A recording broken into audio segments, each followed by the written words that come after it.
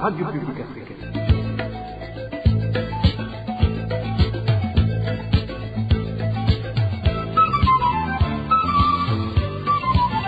Radio Publique Africaine.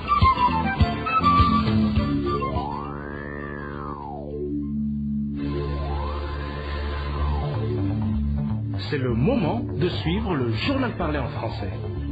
À la présentation, Josiane Mouzaneza.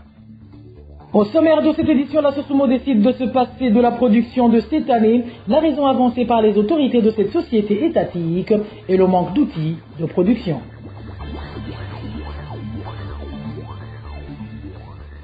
Célébration ce 3 décembre de la journée mondiale dédiée aux personnes vivant avec un handicap, une journée qui trouve les Burundais concernés dans des difficultés diverses liées au quotidien. Vous aurez les détails dans ce journal. Dans ce journal, nous vous parlerons également de la cherté des bouquets Internet qui inquiète certains Burundais, à-t-il enseigne, qui craignent de ne plus pouvoir être à mesure de communiquer si rien ne change. Voilà pour les grandes articulations. Bien le bonsoir chez vous, mesdames et messieurs. Tout de suite, le développement de ces titres.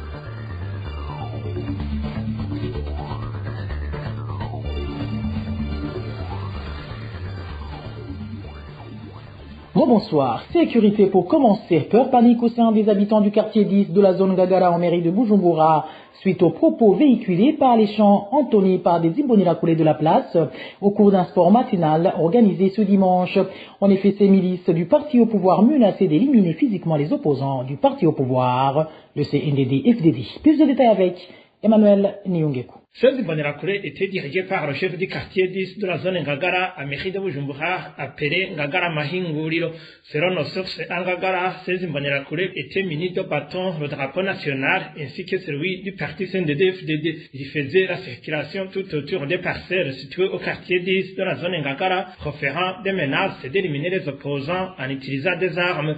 Certains Imbonerakure qui ont été identifiés sont un certain Isaïe, coiffeur, à Youssoufou, qui travaille dans un bistrot situé au quartier 10 de la même zone Ngagara et le prénommé Élysée. Selon toujours nos sources Ngagara, ces Imbonerakure sont ensuite entrés dans un cabaret dénommé La Bienvenue situé au quartier 10 où ils ont continué à faire ce sport. À ce propos, nous n'avons pas pu joindre le chef de la zone Ngagara pour donner des éclaircissements. Emmanuel Niungeko, parlons à présent d'intolérance politique où le parti CNL en province Ngozi s'insurge contre l'attitude des autorités provinciales à son égard. Ces dernières ont ordonné à ce parti de descendre le drapeau du parti se trouvant à la nouvelle permanence provinciale du CNL, alors que la direction du parti affirme que ses activités de déménagement ont respecté la loi. Elvis Niemongere nous en dit plus. En date du 23 novembre 2023, la présidence du parti CNL en province de Ngozi avait adressé une lettre à l'administration de Ngozi pour informer que le parti va déménager pour s'installer dans une nouvelle permanence. La lettre a été adressée exactement au gouverneur de province avec copie pour information au commissaire provincial et à l'administration de Ngozi et d'autres selon notre source de la représentation du parti CNL en Ngozi. Le déménagement a eu lieu ce samedi 2 décembre 2023 pour la nouvelle permanence et le drapeau a été implanté devant son nouveau local. Tout à coup, les membres du bureau du parti ont été étonnés de voir le chef de quartier Shikiro débarquer avec ordre du chef de zone ordonnant le retrait de ce drapeau à cet endroit, ce qu'ils n'ont pas accepté d'ailleurs. Selon la même source, l'intervention du commissaire adjoint de police n'a pas tardé. Après échange avec le chef du parti CNL au niveau provincial, le drapeau a été enlevé et le commissaire adjoint a embarqué à bord du véhicule de police le président du parti au niveau provincial et la sentinelle jusqu'à la police judiciaire de Ngozi. Ils ont été auditionnés et ont expliqué que le parti avait informé l'administration de ce déménagement avec des preuves à l'appui et ont été ensuite relâchés. Les membres du parti CNL en Ngozi réalisent donc que tout ce qui s'est passé n'est rien d'autre qu'une façon de les intimider et de les malmener, surtout que la période des élections approche. Ils demandent que tous les partis politiques soient traités de la même manière par l'administration. Merci à toi Elvis Niomongere. Et puis les habitants de plusieurs coins du pays ont du mal à communiquer à travers leur téléphone portable ces 2 derniers mois à cause de la cherté des bouquets Internet. Certains d'entre eux déplorent que les tarifs ont presque triplé. Émile Nivassoum. Ce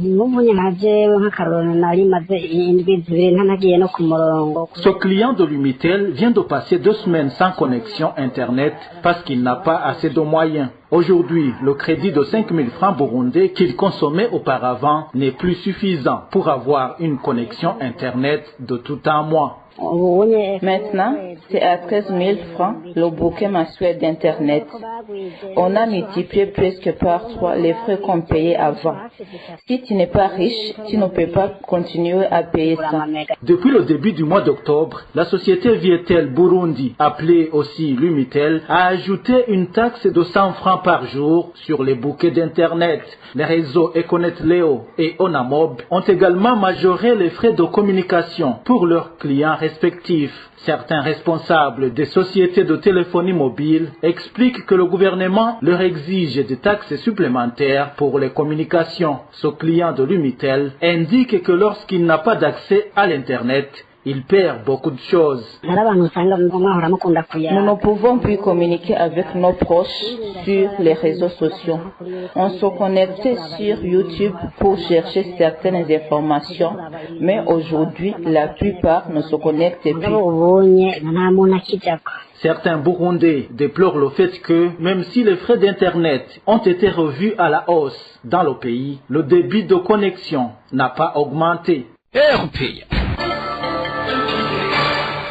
Parlons à présent société où l'Union des personnes vivant avec handicap au Burundi UPHB en sigle demande au gouvernement de sensibiliser et de prendre des mesures visant à arrêter les discriminations faites à leur endroit, notamment en matière de succession. Au cours d'un point de presse animé ce samedi à l'occasion de la Journée mondiale dédiée aux personnes vivant avec handicap, célébrée le 3 décembre de chaque année, le président et représentant légal de l'UPHB a indiqué que le refus du droit à la succession pour cette catégorie de personnes est une violation de la Constitution du Burundi. Suivez Alexis Hatunimana, président et représentant légal de l'association UPHB. Les personnes handicapées sont encore plus susceptibles de vivre dans des ménages en situation d'insécurité alimentaire et rencontrent des discriminations basées sur les stéréotypes et des préjugés ainsi que des mauvaises pratiques à leur égard. La plupart des personnes vivant avec handicap n'ont pas droit à l'héritage de la terre et à des autres biens de la famille. Ils n'ont pas accès aux intrants et les plans de développement ne tiennent pas compte de l'inclusion du handicap.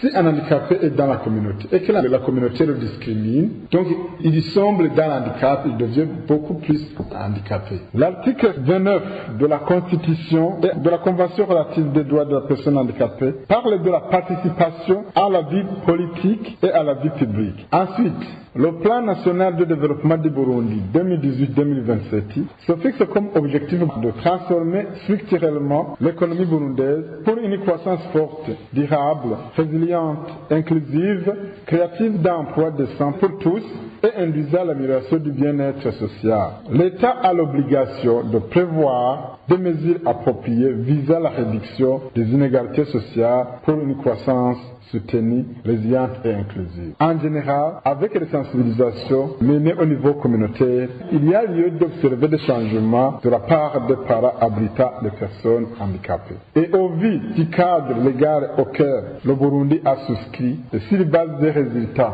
sur le terrain, dans le cadre des projets exécutés par l'Union des personnes handicapées du Burundi et autres réseaux, l'objectif était que les femmes et les hommes, les jeunes handicapés ainsi que d'autres groupes inscrits parviennent à influencer les lois, les politiques et les pratiques et les normes en vue d'améliorer la sécurité alimentaire pour tous.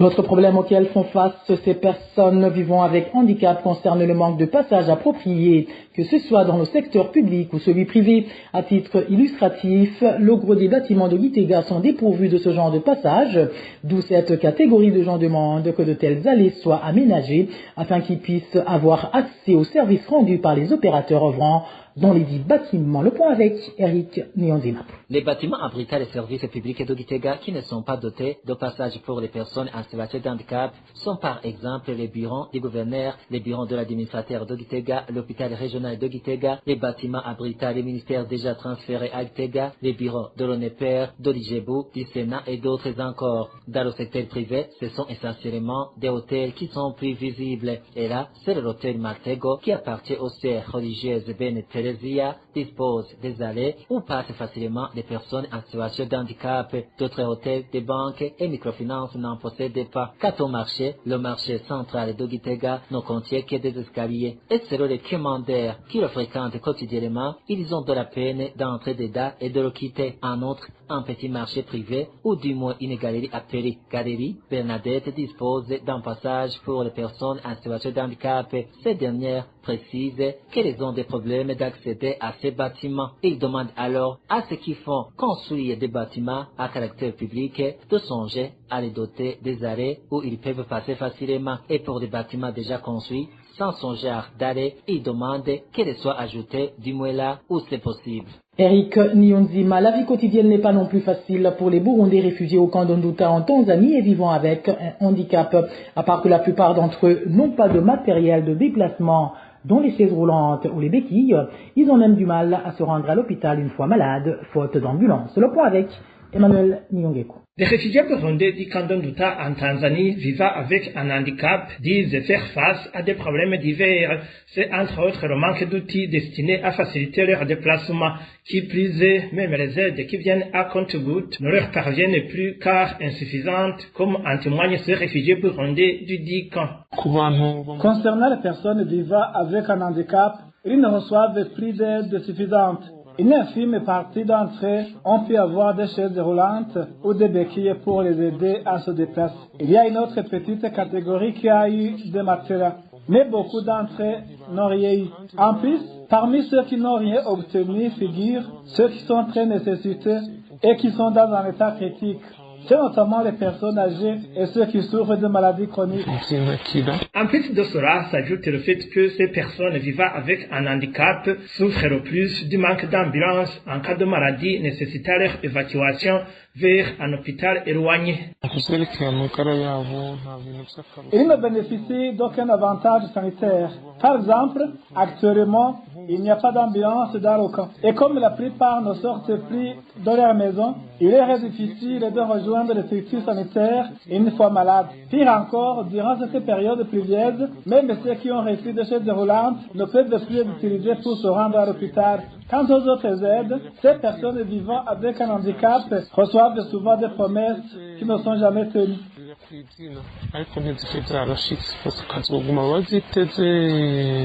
Les informations en provenance du camp d'Onduta font savoir que même en cas de disponibilité de l'aide, cette dernière est distribuée par favoritisme, ce qui fait qu'elle ne parvient pas à qui de droit. Je vous le disais en titre, les autorités de la société sucrière de Mosso, Sosumo en sigle, viennent de décider de mettre fin à la campagne de production du sucre. Le manque de matériel adéquat serait derrière cette brusque décision, après que les responsables aient constaté la production catastrophique de cette année, une première depuis la création de cette seule usine de sucre que compte le pays. Elvis Nyamongue. 13 714,32 tonnes. C'est le chiffre qu'on pouvait voir ce dimanche 3 décembre sur le tableau qui affiche les résultats de l'évolution journalière de la production à la société sucrière de Mosso, la Sosumo. C'est le dossier sur cette place, il est prévu une minime augmentation de la quantité avec le prix du sucre qui se trouve encore dans le circuit de production. Et ainsi la Sosumo pourrait atteindre 14 tonnes comme production de cette année, une des plus faibles productions que la Sosumo n'avait jamais connues depuis 2007 à l'époque de l'administrateur directeur général Alexis Nachonzova. Selon nos sources à la Sosumo, cette année, la production de la Sosumo dépassait légèrement 14 000 tonnes. Accusé des actes de malversation flagrante, Alexis Nachonzova avait terminé en prison ce dimanche à l'annonce de la fête prématurée de la campagne. La sirène n'a pas retenti. Normalement, à la Sosumo, avec le début de la campagne de production du sucre, au mois de juillet, la sirène retentit 5 fois et retentit 3 fois à la fin de la campagne, généralement le 20 décembre de chaque année. La campagne, qui avait donc débuté tardivement, se clôture prématurément. Les réseaux sont aussi bien techniques que naturels selon nos sources. C'est ce que nous disions depuis des jours. la production qui n'est pas bonne pour des raisons, un, les outils de production qui ne sont pas en bon état, et deux, l'abondance de la pluie. Alors, on a décidé de clôturer la campagne malgré la faible production, parce que si l'on continue, l'on pourrait causer encore plus de pertes. Par exemple, dans les plantations, les remorques à canne à sucre qui ont dérapé, les machines dépanneuses sont positionnées dans les jeunes plantations de canne à sucre. On a arrêté parce que depuis un temps, la production connaît d'interruptions, des fois 3 jours ou alors des heures. Cela conduit à la diminution de la bégasse, alors que c'est cette dernière qui permet de démarrer la campagne prochaine. Donc, il doit y avoir de la bégasse qui reste pour pouvoir avoir de quoi alimenter les chaudières dès le début de la campagne prochaine.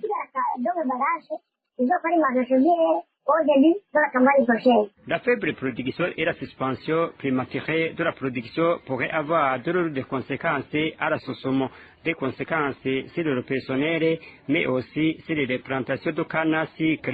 Dossier à suivre. Elvis Nyomongeli de Rutana Cap sur Gitega, où les habitants du chef-lieu de cette nouvelle capitale politique du pays, tant demandeurs que bénéficiaires des compteurs d'eau et d'électricité de la Régie des eaux, reprochent à certains employés de cette société de leur exiger des pots de vin quand ils viennent pour mesurer les lieux d'installation des compteurs avant de les installer. Cela se passe ainsi au moment où des affiches interdisant l'octroi de l'argent au personnel de la Régie des eaux sont affichées à tous les bureaux de ce service et aux clients de la Régie des eaux de demander à l'actuel directeur général de cette société de redresser la situation. Le point avec Eric Nyonzima. Ces habitants de Gitega qui reprochent à certains employés de la Régie des eaux de leur exiger des ponts d'eau pointent du doigt des techniciens qui viennent pour mesurer là où sera installé un compteur d'eau ou d'électricité ou qui viennent pour les installer. Ils indiquent alors qu'ils leur donnent entre 10 et 20 000 francs, voire plus. Son montant est appelé frais de déplacement par moto, explique-t-il. Cependant, ils disent ne pas comprendre pourquoi ils paient ces frais de déplacement pour le personnel d'un service comme la Régie des eaux qui dispose de motos et véhicules qui devraient les déplacer. Ainsi, il demande à l'actuel directeur général de la Régie des eaux de combattre ce comportement devenu une habitude. Une autre occasion où les clients de la Régie des eaux font savoir qu'ils donnent de l'argent à ses employés, c'est alors de l'installation d'un compteur soit d'eau, soit d'électricité. Ils indiquent que le montant minimal donné est de 10 000, sinon il y en a qui donnent 20 000, 30 000, voire plus, du moins selon les moyens du bénéficiaire de compteur, ajoute-t-il. Le but de son montant est de servir rapidement le bénéficiaire comme il le précise. Cela étant, quelques noms des employés de la Régie des eaux de Gitega sont souvent cités comme quoi ils battent le record dans l'exigence des ponts d'eau.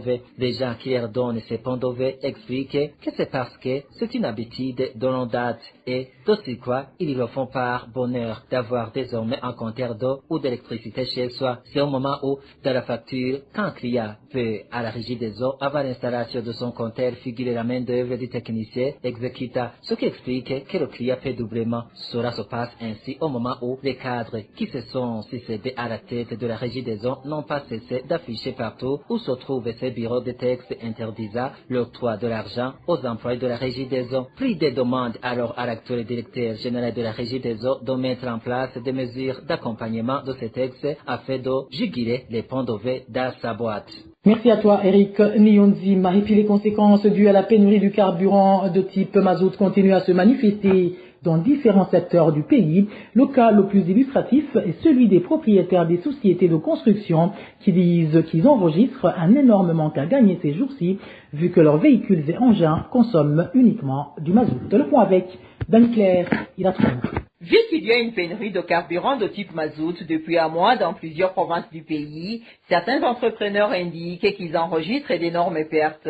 L'un d'entre eux, qui est en train de construire un établissement scolaire, explique que ces jours-ci où le mazout n'est pas disponible, ils font face à de sérieux problèmes, surtout celui de ne pas terminer le travail à temps. Une situation qui est aggravée par la montée du coût des véhicules qui les rapportent des matériaux de construction. La perte que les entreprises de construction enregistrent, c'est qu'elles ne finissent pas leur travail au temps fixé. Et puis, les véhicules qu'elles louent deviennent très chers. Donc, si les travaux ne terminent pas au temps convenu dans le contrat, cela les met dans des pénalités. Notre source fait aussi savoir que les aides-maçons enregistrent également un manque à gagner suite à ce manque de carburant. Parce que quand les matériaux de construction manquent sur le chantier, ils ne vont pas non plus être bien rémunérés, faute de ne pas maximiser leur travail. Lorsque le matériel manque, les ouvriers ne peuvent pas travailler. Donc, s'ils restent à ne rien faire, ils ne vont pas percevoir la totalité de leur rémunération mensuelle, car au lieu de travailler pendant 30 jours, ils travaillent seulement pendant 15 ou 20 jours à cause du manque de matériaux de construction.